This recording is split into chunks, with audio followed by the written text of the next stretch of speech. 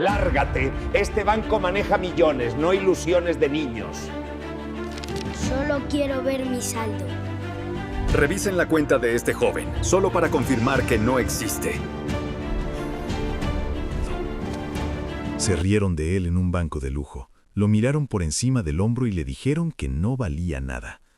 No sabían que ese niño cargaba un legado capaz de derrumbar todo lo que creían intocable. Esto es Historias Ocultas. Dale like y suscríbete para no perderte historias como esta. ¿Te equivocaste de lugar, niño? La pregunta cayó como una bofetada educada. Mateo Herrera levantó la vista despacio.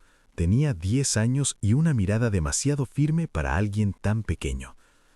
Sus zapatillas estaban gastadas en las puntas, marcadas por caminos largos. La sudadera azul le quedaba grande, como si perteneciera a otra vida. En la mano derecha sostenía un papel doblado con extremo cuidado, como si fuera algo frágil, algo vivo. «No», respondió, «es aquí». El vestíbulo del banco Imperial Crown parecía un templo construido para adorar al dinero.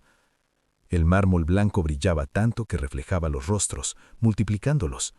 Hombres con trajes caros caminaban con la seguridad de quien nunca ha pedido permiso. Mujeres con bolsos elegantes se detenían un segundo al verlo, curiosas, incómodas, divertidas. El gerente, Alejandro Whitman, lo observó sin prisa. Sus ojos recorrieron cada detalle con una precisión cruel. Las zapatillas viejas, la ropa sencilla, las manos pequeñas. Ajustó su reloj dorado y sonrió, pero en esa sonrisa no había amabilidad, solo superioridad. «Este banco no es lugar para jugar», dijo. «Aquí no entran excursiones escolares». Mateo apretó el papel. El sonido leve del papel arrugándose fue el único ruido que salió de él antes de hablar. «Solo quiero ver mi saldo». Durante un segundo el aire pareció detenerse. Luego llegaron las risas.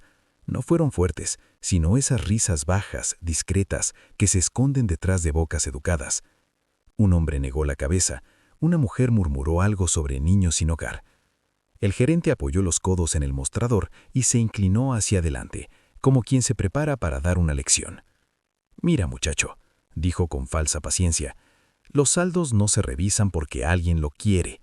Se revisan cuando hay una cuenta real. Y tú», hizo una pausa calculada, «no pareces tener una». Mateo levantó un poco el mentón. «Tengo una cuenta aquí».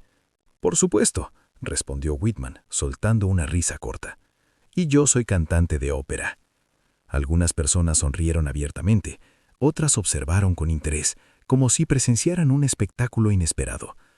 Mateo sintió cómo el calor le subía al rostro, pero no retrocedió. Había aprendido temprano que dar un paso atrás era aceptar que el mundo te empujara. «Mi abuelo me dijo que viniera. Me dijo que mostrara esto». Extendió el papel hacia el mostrador. Whitman no lo tomó de inmediato. Lo miró con desagrado, como si el simple contacto pudiera mancharle los dedos. Finalmente lo agarró entre dos dedos y lo desdobló apenas, sin leer con atención. «¿Tu abuelo?», preguntó. «¿Y cómo se llama ese abuelo tan importante?» «Don Ernesto Herrera». El nombre flotó en el aire, pero no despertó nada. Para Whitman era solo otro nombre común, sin peso, sin historia. «No me suena», dijo, dejando el papel sobre el mármol. «Y aunque existiera, este banco no trabaja con recuerdos familiares. Trabajamos con cifras, cifras grandes, no con cuentos». Mateo respiró hondo. Pensó en el frío de la mañana, en el camino largo hasta el centro, en las palabras que había repetido una y otra vez para no equivocarse. Pensó en no llorar, no allí. «Solo quiero ver la pantalla», dijo. «Nada más». La sonrisa de Whitman se tensó. La paciencia fingida empezó a agrietarse. «Escúchame bien, niño», dijo en voz más baja, aunque todos escuchaban. «Aquí hay clientes importantes haciendo negocios importantes. No tenemos tiempo para fantasías infantiles. Si buscas ayuda, hay albergues unas calles más abajo». El guardia de seguridad dio un paso al frente. Su presencia llenó el espacio. Su sombra cayó sobre Mateo, como una advertencia silenciosa.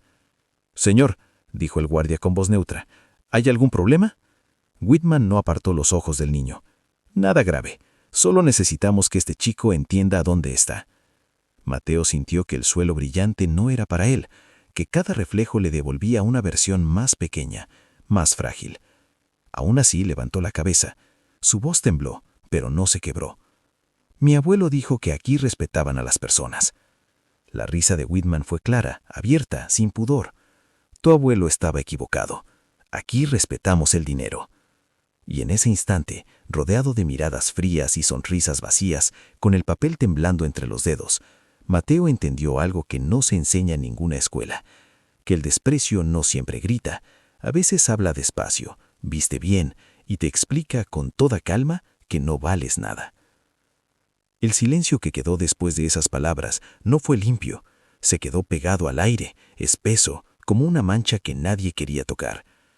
Mateo bajó la mirada un segundo, no por vergüenza, sino para tomar aire. El papel seguía allí, sobre el mármol, ignorado, como si no existiera. Tal vez tú que estás escuchando esto, te preguntes desde qué parte del mundo nos estás acompañando ahora mismo. Dímelo en los comentarios.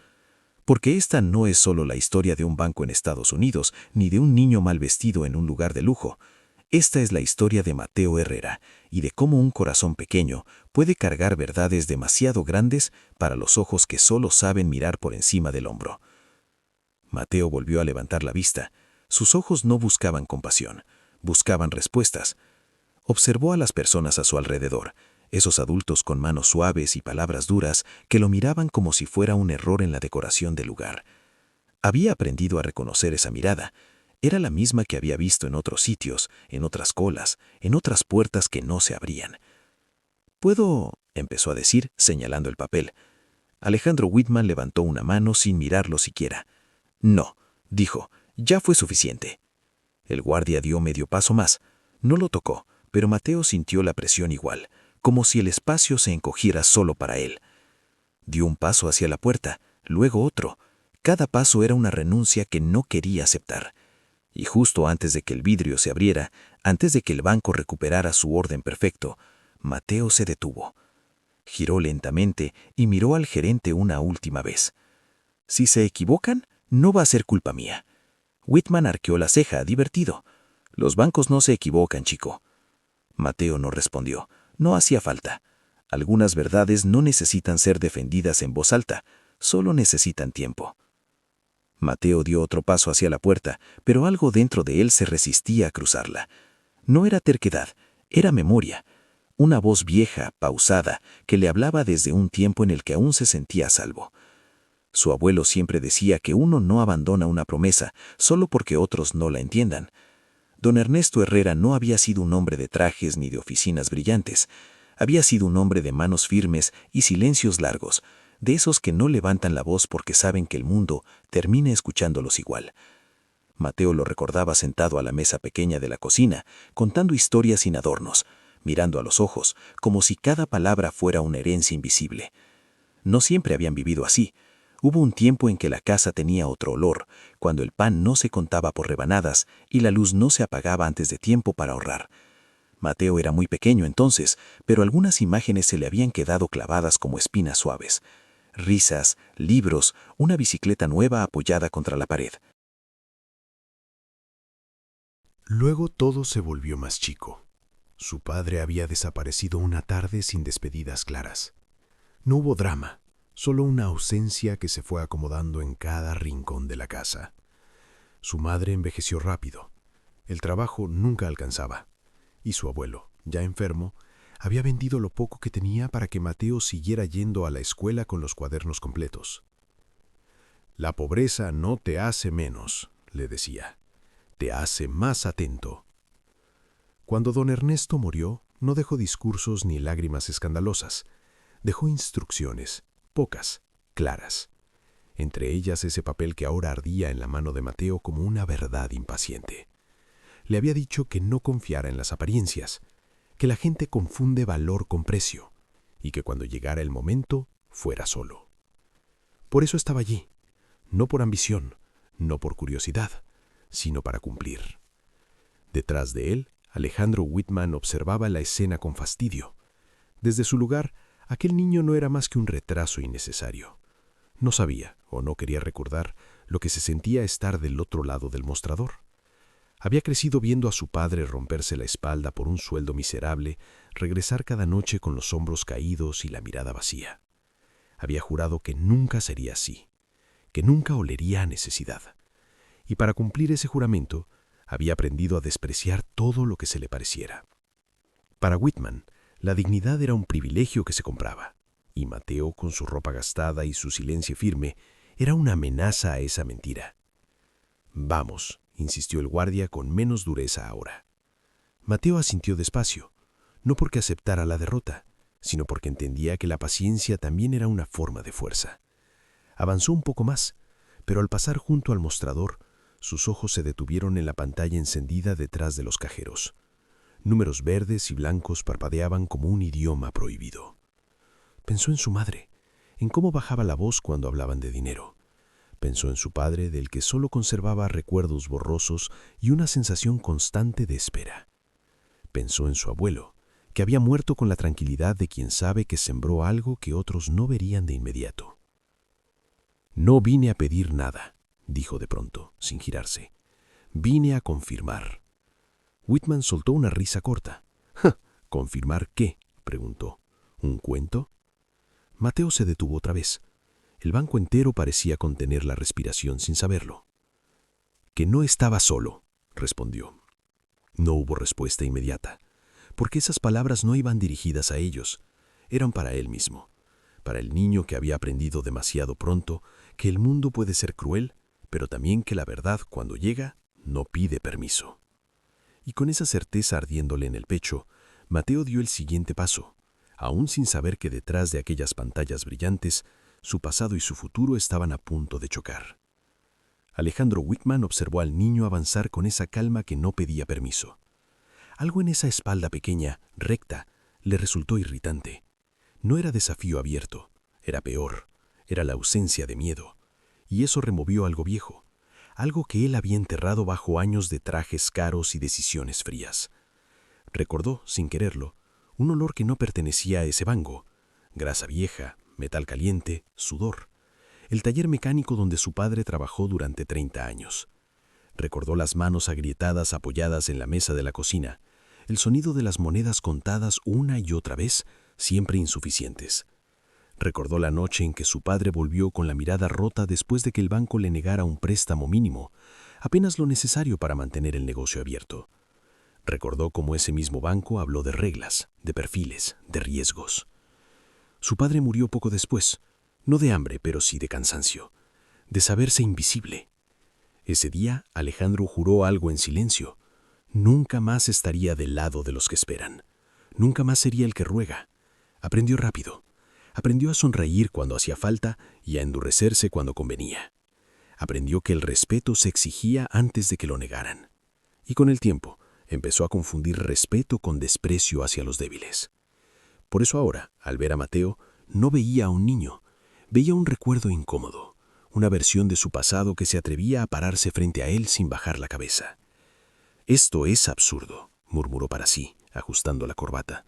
«Absolutamente absurdo». Se acercó al mostrador central y tomó una carpeta al azar, fingiendo ocuparse. Pero su mirada regresaba una y otra vez a la puerta, a ese cuerpo pequeño que todavía no había cruzado el umbral. Los clientes también lo notaron. El murmullo se transformó en expectativa. No sabían por qué, pero algo se estaba alargando más de lo normal. El guardia miró a Whitman, esperando una orden definitiva. Whitman alzó la mano, dudó un segundo y luego la bajó. No quería que aquello se convirtiera en una escena. No quería testigos de una expulsión innecesaria. Prefería que el niño se fuera solo, como se van los que entienden su lugar. Mateo, mientras tanto, sentía el peso de todas esas miradas en la espalda. No le dolían, le cansaban, como si cada una intentara empujarlo hacia una versión de sí mismo que no aceptaba. Pensó otra vez en su padre, en esa ausencia larga, inexplicada, en cómo su abuelo evitaba hablar de él sin mentir, como si la verdad estuviera guardada para cuando fuera fuerte. «Si tienes algo que decir, dilo ya», soltó Whitman al fin, perdiendo la paciencia. «No vamos a seguir perdiendo el tiempo». Mateo giró lentamente. Sus ojos se encontraron con los del gerente. No había odio en ellos, solo una pregunta sincera. «¿Usted siempre trata así a las personas que no conoce?» La pregunta cayó sin gritar, pero golpeó más fuerte que cualquier acusación. Whitman sintió un pinchazo en el pecho. No respondió inmediatamente. porque la respuesta honesta no era la que podía decir en voz alta. Trato a las personas según lo que muestran, y tú no muestras nada. Mateo asintió despacio. Eso pensaron muchos de mi abuelo. El nombre volvió a aparecer, insistente, como una puerta mal cerrada que el viento no deja en paz. Whitman apretó los labios. Algo en su interior le dijo que aquello estaba tomando un rumbo incómodo, pero el orgullo ya había tomado el control, y el orgullo nunca sabe frenar. Mira, Mateo, dijo pronunciando el nombre con un tono que pretendía ser final. Te voy a decir esto por última vez. Aquí no hay nada para ti, nada, ni hoy ni nunca. Mateo sostuvo su mirada unos segundos más, luego bajó los ojos al papel.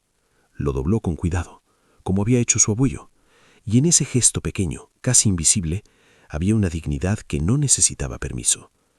Entonces, supongo que el error será suyo cuando lo descubran. Whitman soltó una risa breve, nerviosa. Los errores cuestan dinero, y yo nunca me equivoco. Mateo no contestó. Se giró otra vez hacia la puerta. Esta vez sí, la cruzó. El vidrio se abrió en silencio, dejándolo pasar. Pero Alejandro Whitman no supo explicar por qué, justo en ese instante, sintió algo parecido al miedo. No por el niño que se iba, sino por la certeza incómoda de que algunas puertas, una vez cerradas con soberbia, no vuelven a abrirse sin cobrar algo a cambio. El aire del banco pareció acomodarse de nuevo cuando la puerta se cerró detrás de Mateo. Algunos clientes retomaron sus conversaciones en voz baja, como si despertaran de una distracción menor. El orden regresaba, o eso creían. Alejandro Whitman enderezó los hombros y caminó hacia su oficina con pasos firmes, decidido a borrar aquel episodio como se borra una mancha molesta. Pero no pudo. Desde detrás del vidrio esmerilado, observó el vestíbulo una vez más. El lugar seguía siendo el mismo, brillante, impecable, obediente. Sin embargo, algo se había desalineado. No en el mármol, ni en las lámparas, sino dentro de él. Una inquietud sorda, como un zumbido que no encuentra silencio. Ridículo, murmuró, sentándose. Abrió su computadora y revisó correos sin leerlos de verdad. Cifras, informes, solicitudes. Todo seguía funcionando como debía, y aún así la imagen del niño detenido frente a la puerta regresaba una y otra vez. Esa calma impropia, esa frase final, dicha sin amenaza. En el vestíbulo el guardia volvió a su posición. Una de las cajeras, Laura Méndez, intercambió una mirada incómoda con su compañera. Había visto muchas cosas en ese banco, pero no estaba acostumbrada a sentirse mal por ellas. Se inclinó hacia la pantalla y, casi sin pensar, escribió un nombre en el sistema, más por curiosidad que por convicción. Mateo Herrera. El sistema tardó un segundo de más. Luego apareció una notificación que no esperaba. Laura frunció el ceño y volvió a intentarlo. El mismo resultado. Un acceso restringido, un aviso de cuenta privada de nivel superior. De esos que casi nunca aparecían, y que cuando lo hacían exigían autorización directa de gerencia. Tragó saliva.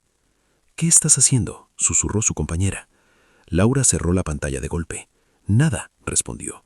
«Solo un error». Pero no lo era. Mientras tanto, Mateo caminaba por la acera con el corazón golpeándole fuerte el pecho.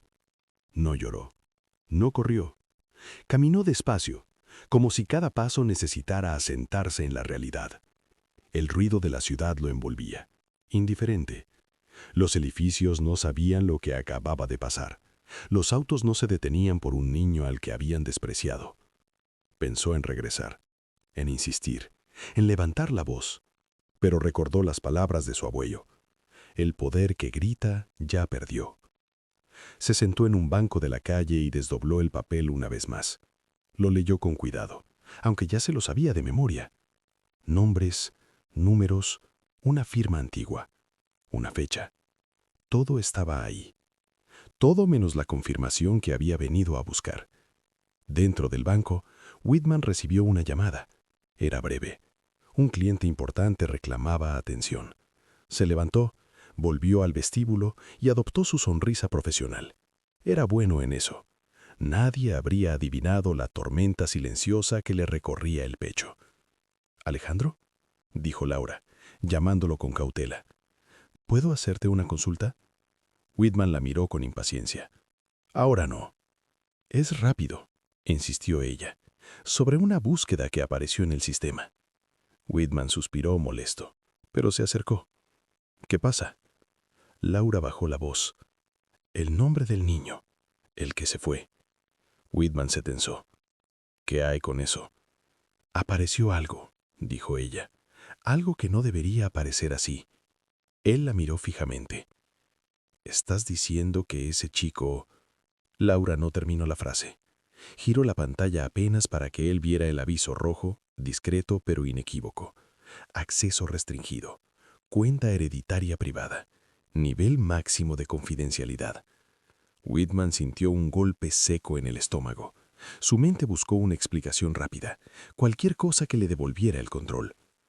Debe ser un error del sistema, dijo. Eso pasa. Laura negó despacio. No con este tipo de cuentas. El murmullo del banco volvió a cambiar de tono, aunque nadie sabía por qué. Whitman enderezó la espalda, tragó saliva y miró hacia la puerta de vidrio, como si esperara que el niño aún estuviera allí. Pero Mateo ya no estaba. Y por primera vez en muchos años, Alejandro Whitman comprendió que su seguridad, esa que había construido despreciando a otros, acababa de cometer un error. Uno de esos que no se pueden borrar con un gesto ni esconder detrás de una corbata bien ajustada. El silencio que siguió no fue cómodo. Laura mantuvo la pantalla girada apenas, como si mostrarla del todo fuera demasiado. Whitman no apartaba la vista de ese aviso rojo que parecía latir con vida propia. Acceso restringido. Cuenta hereditaria privada. Cada palabra era un golpe que desmontaba su certeza. «Cierra eso», ordenó, más brusco de lo que pretendía. Laura obedeció, pero no bajó la mirada. «Alejandro, si el sistema marcó eso, tenemos que seguir el protocolo». La palabra protocolo le sonó a burla. Toda su carrera había consistido en usarlo cuando le convenía y esquivarlo cuando estorbaba. Se pasó una mano por la cara, rápido, como si pudiera borrar la incomodidad. El protocolo dice que no se pierde tiempo con errores. Ese niño no tiene nada aquí. Lo viste, lo oíste. El sistema no ve rupa, ve nombres. Whitman sintió un hilo de ira subirle por el pecho. No contra ella, sino contra la situación, contra la idea de haber quedado expuesto, aunque fuera ante una sola empleada. Enderezó la espalda y recuperó su tono de autoridad. «Escúchame bien. No vamos a abrir ninguna revisión. No vamos a llamar a nadie. Si alguien pregunta, diremos que fue una coincidencia, un nombre parecido. ¿Está claro?» Laura dudó. Asintió al final, pero algo en su rostro cambió. La obediencia no siempre es aceptación. Whitman se giró hacia el vestíbulo, caminó con paso firme, saludó a 2 clientes, repartió sonrisas medidas. Desde fuera todo seguía igual. Desde adentro algo ya se había roto. Miró de nuevo la puerta de vidrio. Afuera la ciudad seguía su curso. El niño había desaparecido entre la multitud, como había dicho, invisible, y sin embargo su ausencia pesaba más que su presencia. «Tranquilo», se dijo, «no es nada». Pero no lo creyó. A unas cuadras de allí, Mateo caminaba sin rumbo fijo. No tenía prisa, tampoco un plan nuevo. Sentía una mezcla extraña de alivio y vacío, como si hubiera hecho lo correcto aunque no hubiera salido bien. Se detuvo frente a un escaparate y vio su reflejo. Un niño común, ropa común, mirada cansada. Pensó en su abuelo otra vez, en cómo nunca levantaba la voz, en cómo decía que la verdad no corre, camina y siempre llega. Dentro del banco, el teléfono de Whitman volvió a sonar. Esta vez no era un cliente, era un número interno. Dudó un segundo antes de contestar. «¿Sí?» «Alejandro», dijo la voz al otro lado. «Soy Martin Caldwell, del área fiduciaria central». El nombre le tensó la mandíbula. «Dime». «Tenemos una alerta», continuó Caldwell. «Una búsqueda reciente sobre una cuenta hereditaria vinculada a Ernesto Herrera. ¿Sabes algo de eso?» El estómago se le cerró rápido. «No, debe ser una consulta menor. Un error». Hubo una pausa breve, demasiado breve. «Esa cuenta no admite errores», dijo Caldwell. «Está vinculada a un único heredero registrado, un menor, Mateo Herrera». El nombre cayó como una sentencia. Whitman apretó el teléfono con fuerza, cuidando que nadie notara el cambio en su rostro. «El niño estuvo aquí», añadió Caldwell. «¿Por qué no se activó el protocolo de verificación?» Whitman miró alrededor. Todos seguían con lo suyo. Nadie parecía escuchar. Aún así bajó la voz. Porque no había razones suficientes. No presentó identificación válida. La cuenta no requiere identificación estándar, requiere presencia, y eso ya ocurrió. Un sudor frío le recorrió la espalda. En su mente la escena se rearmó con una claridad cruel. El papel, el nombre, la calma del niño, todo lo que había decidido ignorar. Alejandro, continuó la voz, necesito un informe completo ahora. Whitman colgó sin despedirse. Se quedó inmóvil unos segundos, con la mirada fija en nada. Luego tomó una decisión, la equivocada, nacida del orgullo herido. Se dirigió al escritorio principal y habló en voz alta, lo suficiente para que varios lo oyeran. A partir de este momento, cualquier consulta relacionada con el nombre Herrera queda bloqueada. No quiero movimientos no autorizados. ¿Está claro? Algunas cabezas asintieron. Laura lo miró sorprendida. Eso no es correcto. Estás empeorando las cosas. Whitman no respondió. Porque en el fondo lo sabía. Sabía que acababa de cruzar una línea, que su soberbia, esa que siempre lo había protegido, ahora lo estaba empujando a un lugar sin salida. Y mientras Mateo seguía caminando, ajeno a las decisiones que se tomaban a sus espaldas, Alejandro Whitman sellaba su error fatal, creer que aún tenía el control, cuando la verdad ya se había empezado a mover sin pedirle permiso. La verdad no tardó en responder a ese intento torpe de control. No gritó. No golpeó la puerta, simplemente apareció, como siempre lo hace, cuando alguien cree que puede encerrarla. El sistema del banco no obedeció el bloqueo. Un aviso silencioso se desplegó en la pantalla central del área administrativa, lejos del vestíbulo, lejos del mármol y las sonrisas. Un aviso que no pedía permiso, que no solicitaba aprobación local. Activación automática de cuenta hereditaria prioritaria, presencia confirmada, protocolo superior en curso. Laura lo vio primero. El color se le fue del rostro. Alejandro, susurró, ya no depende de nosotros. Whitman se acercó de golpe. Leyó cada línea. Cada palabra era una grieta más en la estructura que había levantado durante años. No era solo una cuenta, era un legado blindado, diseñado precisamente para evitar hombres como él. Un fondo fiduciario antiguo, sostenido por inversiones silenciosas, intocable hasta que el heredero pisara ese suelo. Y lo había hecho. No, Mio murmuró. Esto no es posible. Pero lo era. La puerta del banco se abrió otra vez. Esta vez no entró un niño solo.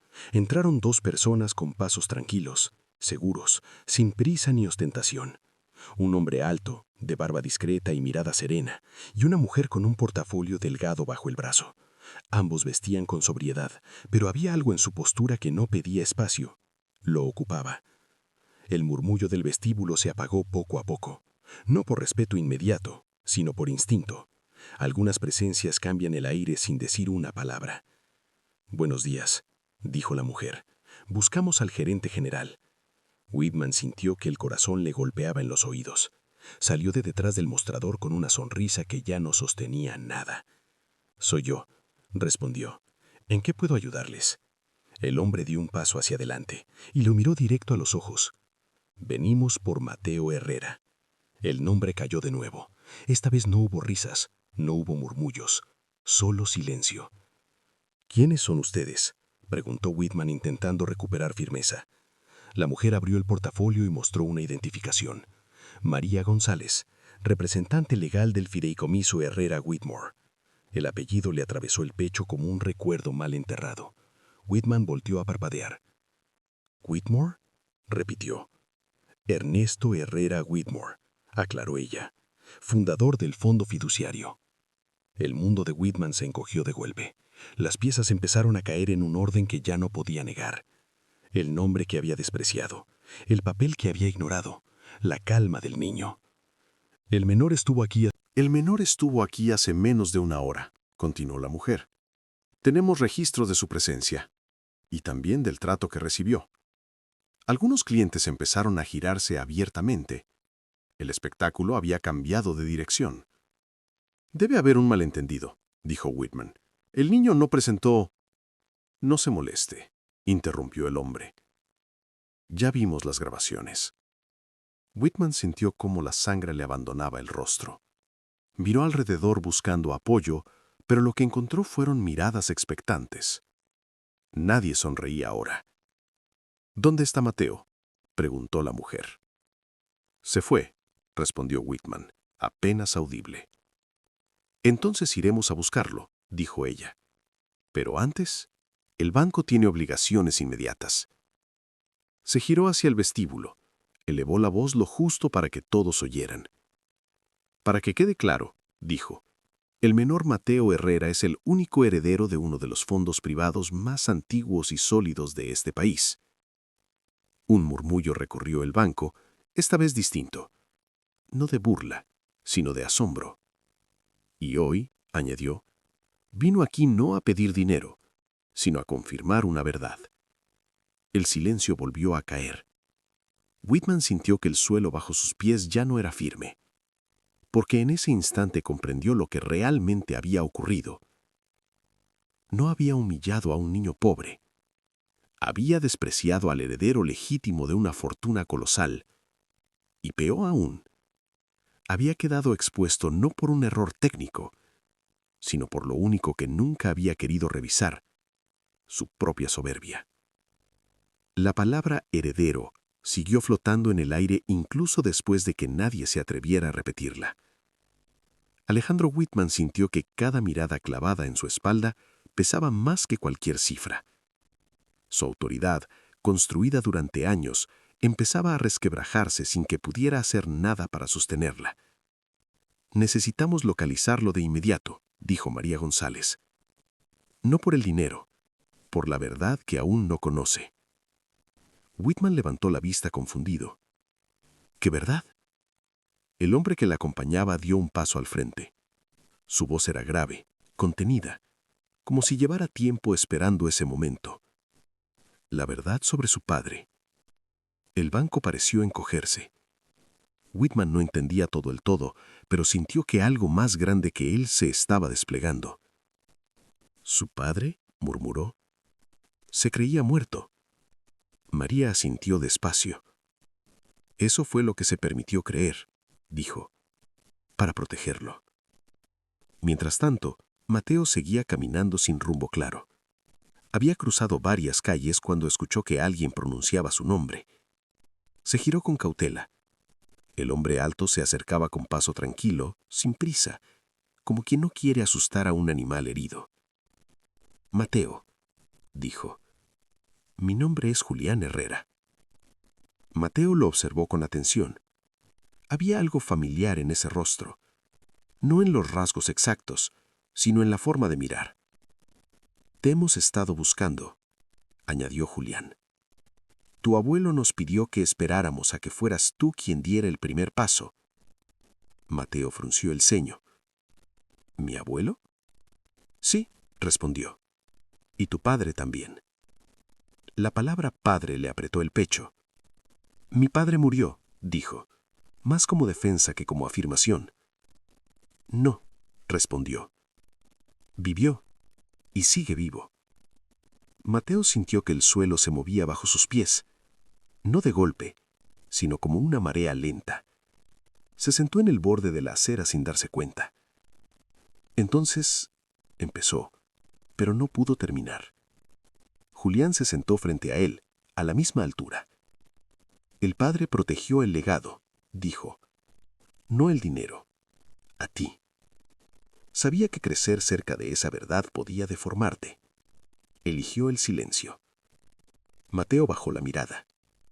Pensó en todas las preguntas sin respuesta, en las noches en que imaginó finales tristes para explicar la ausencia. ¿Dónde está?, preguntó al fin. Julián respiró hondo. Cerca, siempre lo estuvo. En el banco, Whitman escuchaba fragmentos de la conversación a través del teléfono de María. Cada palabra era una piedra más cayendo dentro de él. Ya no se trataba solo de un error profesional. Era algo más profundo. Había despreciado no solo a un heredero, sino a un niño que cargaba una historia demasiado grande para sus manos pequeñas. Cuando vuelva, dijo María cerrando la llamada, no vendrá solo. Whitman tragó saliva. ¿Volverá?, preguntó. Sí, respondió, pero no para rogar. Mateo levantó la vista hacia Julián. ¿Y el banco? ¿Tengo que regresar? Julián lo miró con una mezcla de orgullo y tristeza. No tienes que hacer nada que no quieras, pero hay cosas que merecen ser vistas para cerrar círculos. Mateo pensó en la pantalla que no le habían dejado ver, en las palabras de desprecio, en la risa fácil. Asintió despacio. Quiero regresar, pero no por el dinero. Julián sonrió apenas.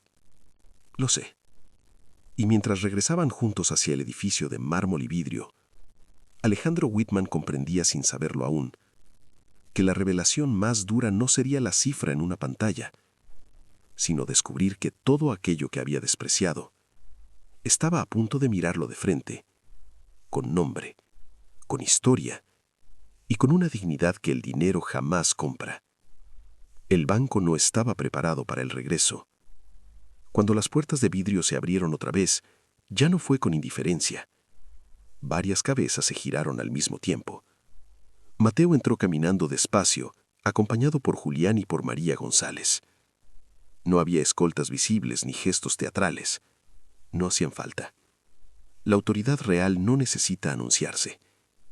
Alejandro Whitman los vio desde el centro del vestíbulo.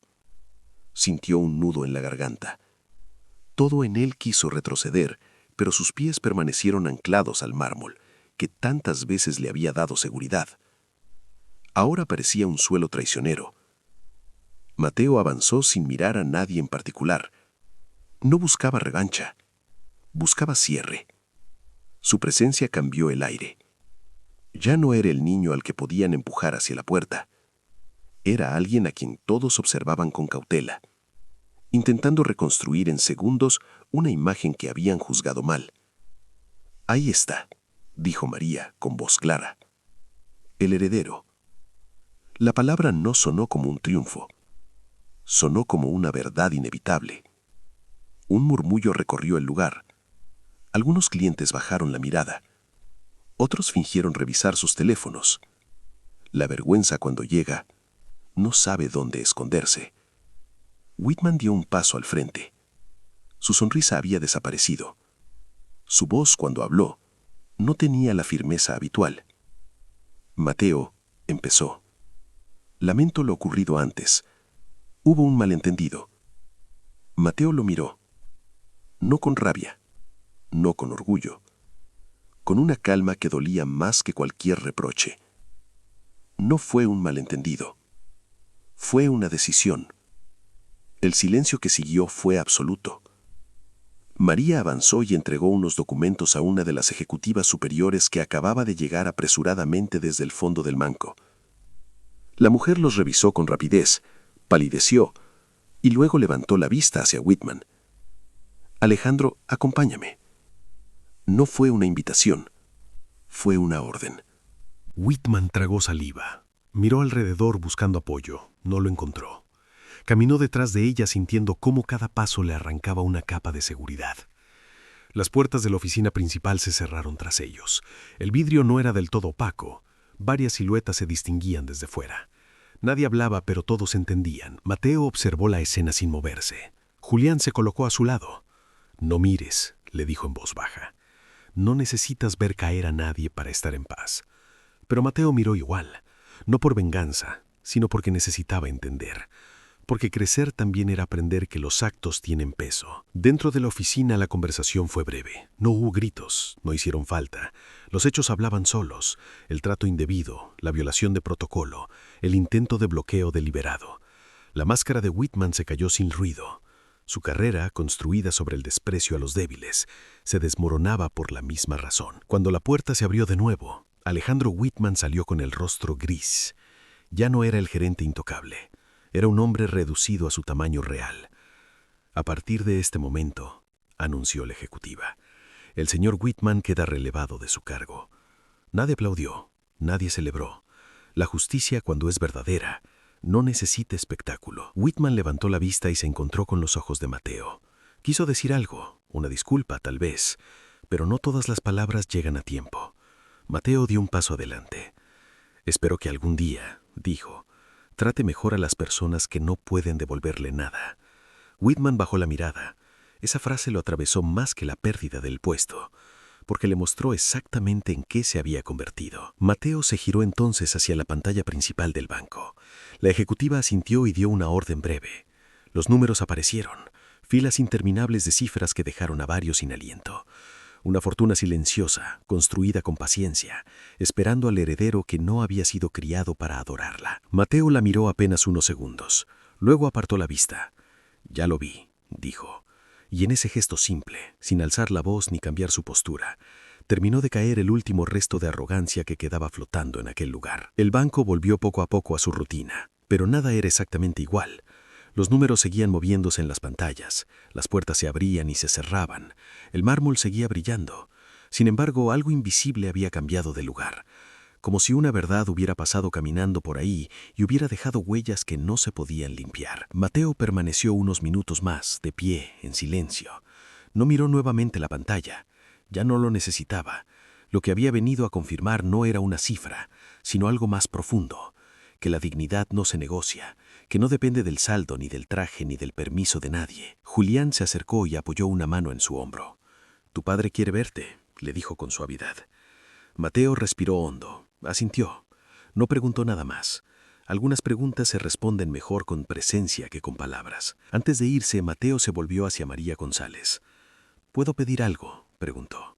Ella sonrió. «Lo que quieras». «Quiero que ese dinero ayude», dijo, «a niños como yo, a personas que entran a lugares donde nadie quiere ver». María no se sorprendió, Julián tampoco.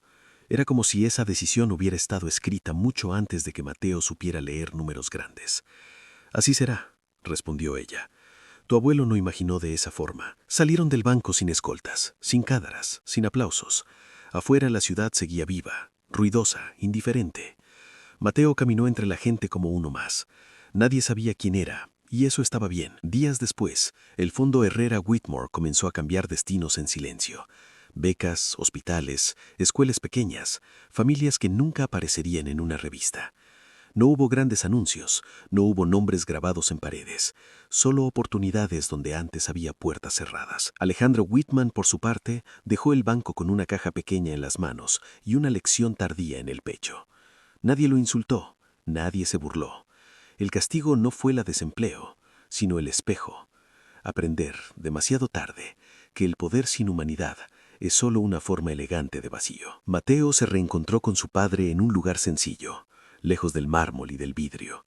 No hubo reproches, hubo abrazos largos, torpes, verdaderos. El dinero no estuvo en la conversación, nunca lo estuvo. Hablaron del tiempo perdido, del cuidado silencioso, del amor que había esperado sin desaparecer. Esa noche, antes de dormir, recordó el momento en que el gerente se rió de él. Ya no dolía. Era solo una imagen lejana, pequeña, sin fuerza. Porque al final, la verdadera riqueza no estaba en una pantalla ni en una cuenta privada. Estaba en la capacidad de mirar al otro sin sentirse superior, en saber que el valor de una persona no se mide por lo que tiene, sino por lo que está dispuesto a hacer cuando nadie lo obliga. Y esa fue la herencia más grande que Mateo Herrera recibió.